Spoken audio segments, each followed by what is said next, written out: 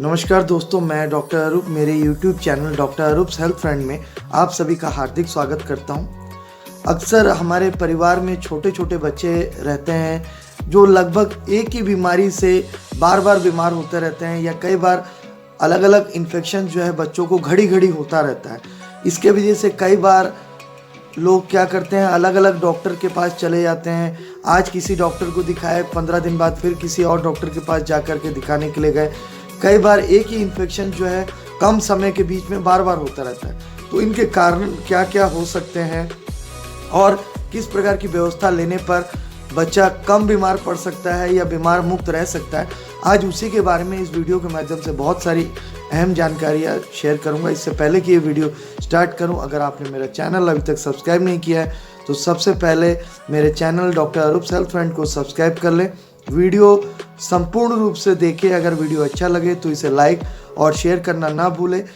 अगर आपके मन में कोई भी सवाल हो, सुझाव हो, कमेंट बॉक्स पे ज़रूर लिख करके भेजें। हमारे परिवार में छोटे छोटे बच्चे बीमार होना एक आम बात होकर के रह गया है। अधिकांश परिवार में ये देखा गया है कि बच्चे अक्सर बीमार होते रहते हैं। कई बार वो बीमारी महीने में एक बार से भी ज़्यादा हो रहा है। कई बार एक ही बीमारी के कई प्रकार के लक्षण जो है घड़ी घड़ी होते रहते हैं और हम क्या करते हैं, किसी एक डॉक्टर के पास दिखाने के बाद फिर 15 दिन बाद में दोबारा बीमारी होने पर किसी और डॉक्टर के पास में जा कर के दिखाने लगते हैं। इसी तरीके से बच्चे धीरे धीरे बड़े होते रहते हैं। तो कई कारणों के ऊपर बच्चों की बीमारियां डिपेंड करती हैं। उसमें सबसे पहला कारण हाइजीन का फैक्टर होता है। हाइजीन मतलब रख रखाव, साफ सुथरापन। कई बार बच्चों के बीमारी का कारण जो है साफ सुथरापन न रखना भी होता है। ये बच्चे के शरीर को साफ सुथरा रखना, बच्चे को साफ कपड़े पहनाना, घर का जो रूम कंडीशन है वो बिल्कुल साफ रखना चाहिए। बच्चे के संपर्क में जितने लोग आते हैं, बच्चे को छूते हैं, उनका भी हाथ बिल्कुल साफ रहना चाहिए। वो इंसान भी जो बच्चे के संपर्क में आते हैं वो भी बिल्कुल बीमार मुक्त रहने चाहिए। कई बार बच्चों को वायरल इन्फेक्शन जो है, दूसरे लोगों से बीमारियां बच्चों को अट्रैक्ट हो जाता है या बच्चों को आकर्षित होता है। तो वायरली बीमारी सांस के संबंध से या एयरबॉर्न जो हवा के माध्यम से मुंह से एक दूसरे के शरीर में जा सकते हैं, बच्चों के शरीर में जा सकते हैं। ये कई बार बड़ों से भी आता है। जैसे किसी परिवार में बड़े को खांसी हो रखा है या बच्चे की मम्मी को ही खांसी हो रखा है, तो छोटे बच्चे जो मम्मी के संपर्क में तो जरूर आएंगे, तो उनसे भी ये खांसी जुकाम फैलता है। तो इन चीज़ों को जरूर ध्यान देना चाहिए। उसके साथ साथ मौसम परिवर्तन भी एक बहुत बड़ा फैक्टर होता है। क्लाइमेट चेंजिंग होते रहने पर उस हिसाब से जो है बच्चों को कपड़े पहनाने चाहिए। गर्म कपड़े, जैसे अगर सर्दियों का दिन है तो गर्म कपड़े प्रॉपरली पहनाने चाहिए। उसके साथ साथ बच्चों का डाइट एक बहुत बड़ा फैक्टर होता है। किस एज ग्रुप में क्या डाइट मिलना चाहिए, ये बच्चे की माता पिता को ये जानकारी होना चाहिए। अक्सर ये पाया गया है कि जो बच्चे हैं, जिस एज ग्रुप में जिस मात्रा में उनको पौष्टिक भोजन मिलना चाहिए वो बैलेंस डाइट नहीं मिलता। जैसे किसी बच्चों को कैल्शियम की मात्रा भरपूर चाहिए, वो कैल्शियम बच्चों को नहीं मिल पा रहा है, जिस वजह से क्या है, बच्चे का शरीर में बीमारी से लड़ने वाली ताकत जो है वो कमज़ोर होकर के रह जाता है। इम्यूनिटी बढ़ाने के लिए बच्चों में डाइट एक बहुत बड़ा फैक्टर है। जिस मौसम में या जिस एज ग्रुप में जो डाइट मिलना चाहिए वो डाइट प्रॉपरली बच्चों को देना चाहिए या प्रोवाइड करना चाहिए। इसके साथ साथ वैक्सीनेशन जो होते हैं, टीकाकरण बच्चों का जो कई तरह की बीमारियों से बचाते हैं, उनको समयबद्ध तरीके से लगवाना चाहिए। हर माता और पिता का ये कर्तव्य होना चाहिए कि बच्चों को सही समय पर टीका जरूर दिलाएं। बीमारी की हालत में ज़्यादा भ्रमण करना, टूर करना, बाहर ज़्यादा घूमना फिरना बिल्कुल अच्छा नहीं है। अभी के समय में हर एक चीज़ जो है स्वास्थ्य संबंधी जानकारी जो सरकारी माध्यम से या स्वास्थ्य मंत्रालय या नज़दीक के चिकित्सक या स्वास्थ्य केंद्र के माध्यम से दी जाती है, उनको बिल्कुल प्रॉपरली फॉलो करना चाहिए।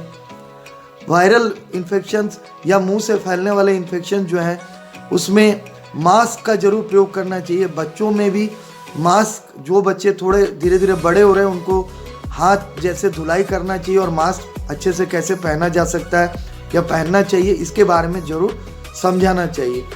हरी साग सब्जियाँ, फल फ्रूट, इसके इम्पोर्टेंस को ज़रूर माता पिता को बच्चों को गाइड करना चाहिए, समझाना चाहिए और समयबद्ध तरीके से देना चाहिए। अगर फ्रूट्स है तो फ्रूट्स को दिन के वक्त में ही देना चाहिए, रात को नहीं देना चाहिए। कई माता पिता इन चीज़ों की जानकारी खुद भी नहीं रखते हैं तो बच्चे बराबर बीमार होते रहते हैं। कई बीमारी ग्रोइंग पीरियड में एक नेचुरल फैक्ट्स के रूप में भी माना जाता है। जैसे बच्चे धीरे धीरे बड़े होते हैं, समय के साथ एडजस्ट होते हैं, तो उस हिसाब से भी बीमारियां तरह तरह के इन्फेक्शंस के रूप में आता है। कई बार पेरेंट्स का ऐसा देखा गया है कि वो खुद से ट्रीटमेंट चलाने लगते हैं। आपको ये समझना चाहिए कि खुद से बिल्कुल ट्रीटमेंट को ना लें, नज़दीक के डॉक्टर के तत्वावधान में बच्चों को दिखा करके ट्रीटमेंट लेना चाहिए।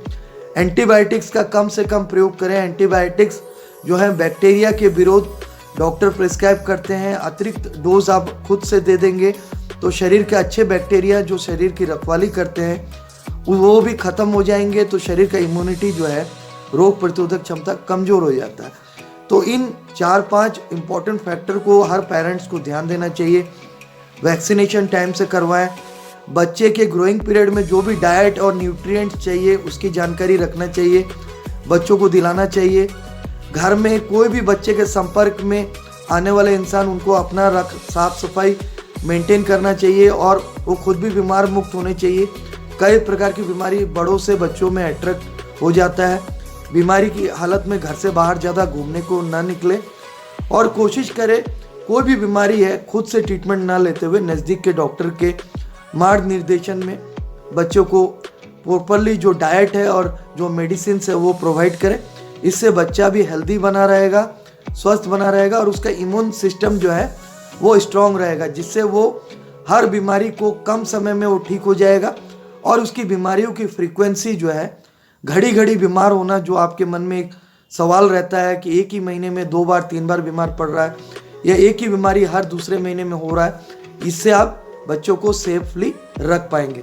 तो मैं उम्मीद करता हूँ आपको आपके सवाल का जवाब जरूर मिल गया होगा। इसी प्रकार से मुझसे जुड़े रहिए। अगर मेरा वीडियो आपको अच्छा लगता है तो इसे ज़्यादा से ज़्यादा शेयर करें और मेरे चैनल को सब्सक्राइब करने के लिए लोगों को प्रेरित करें। प्रत्यक्ष मिलना चाहते हैं तो मेरे तीनों क्लिनिक्स के एड्रेस, मेरा व्हाट्सएप नंबर यूट्यूब के डिस्क्रिप्शन बॉक्स, इंस्टाग्राम, फेसबुक और ट्विटर में डॉक्टर अरूप कुमार दास पेज में उपलब्ध है। आप वहां से भी मुझ तक संपर्क कर सकते हैं।